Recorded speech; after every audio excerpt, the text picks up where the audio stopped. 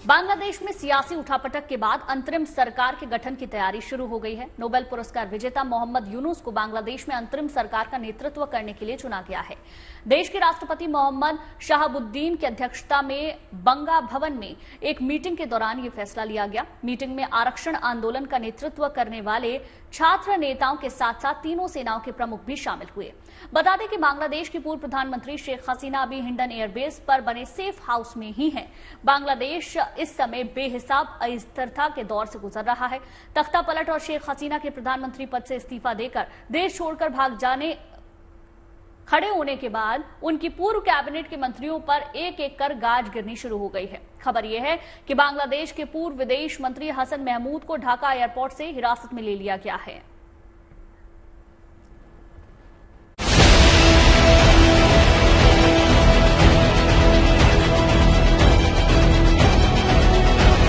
बांग्लादेश में जारी हिंसा के बीच अब सभी की निगाहें इस शख्स पर हैं।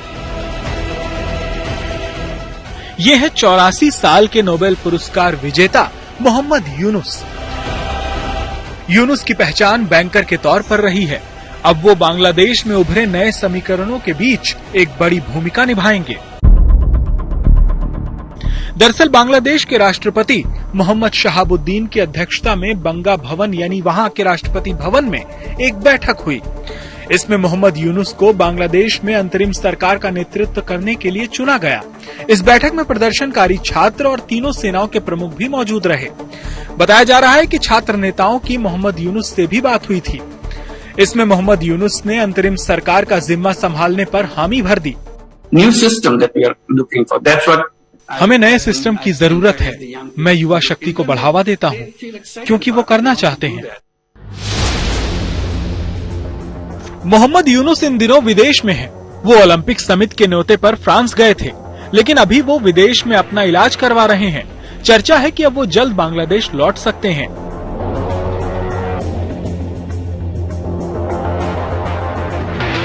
शेख हसीना के तख्ता पलट के बाद अचानक अर्थशास्त्री मोहम्मद यूनुस वहां के सत्ता के गलियारे में सबसे अहम शख्सियत बन गए हैं।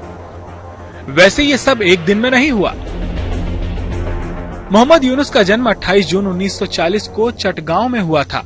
उस समय चटगांव आजादी से पहले भारत का हिस्सा था। मोहम्मद यूनुस को साल 2006 में नोबेल शांति पुरस्कार भी मिल चुका है। मोहम्मद यूनुस ग्रामीण बैंक के संस्थापक रहे हैं।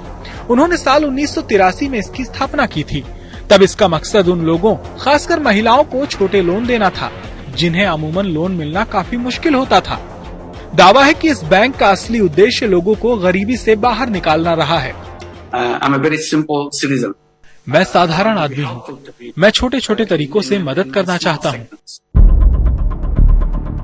वैसे बांग्लादेश के मामलों की जिन लोगों को समझ है वो ये जानते हैं कि मोहम्मद यूनुस और शेख हसीना हमेशा से एक दूसरे के आलोचक रहे हैं। माना जाता है कि इसी वजह से अक्सर यूनुस जांच के दायरे में भी आए। इसी साल 2024 में मोहम्मद यूनुस को लेबर लॉ तोड़ने के मामले में 6 महीने की सजा सुनाई गई थी। हालांकि सजा सुनाए जाने के बाद उन्हें जमानत मिल गई थी। ये असल मामला मोहम्मद यूनुस की नॉन प्रॉफिट कंपनी ग्रामीण टेलीकॉम से जुड़ा है। उन पर आरोप लगाया गया कि कंपनी के जिन 67 कर्मचारियों को स्थायी किया जाना था वो नहीं किया गया। साथ ही कर्मचारी कल्याण कोष नहीं बना और डिविडेंड भी कर्मचारियों को नहीं मिला।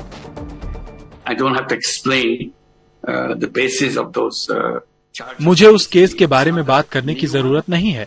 ये बेबुनियाद है। ये केस नए नहीं है। हालांकि अब समय बदल चुका है। इस केस की फाइलें अब हिंसा की आग में राख बनकर उड़ चुकी हैं और मोहम्मद यूनुस एक नई भूमिका में सबके सामने आ गए हैं। शेख हसीना सत्ता से ही नहीं बल्कि अपने देश से भी बाहर हो चुकी हैं, जबकि यूनुस देश में न होते हुए भी बांग्लादेश के लिए सबसे अहम कड़ी बन चुके हैं। Bureau report, good news today.